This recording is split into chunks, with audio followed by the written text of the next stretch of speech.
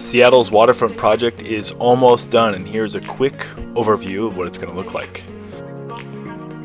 The Waterfront Center project is known as Overlook Walk, and it's designed to allow Pike Place Market to connect directly with the waterfront without ever having pedestrians cross the main roadway. It also leads right to Pier 62, which is a brand new pier that was rebuilt by the city as well.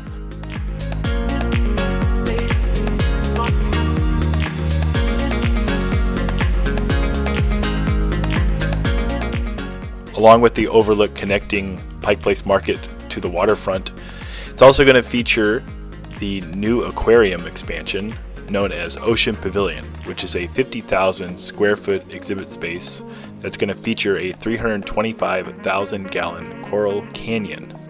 The other big feature of Seattle's waterfront project is the new park promenade, which connects the waterfront all the way from the aquarium to Pioneer Square.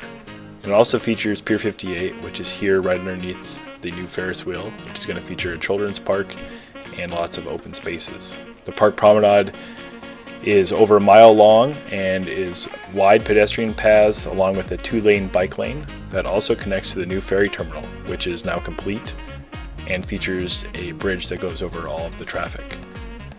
The park promenade will also connect the stadiums to the waterfront as well, creating a path that fans can take from the waterfront straight to the games.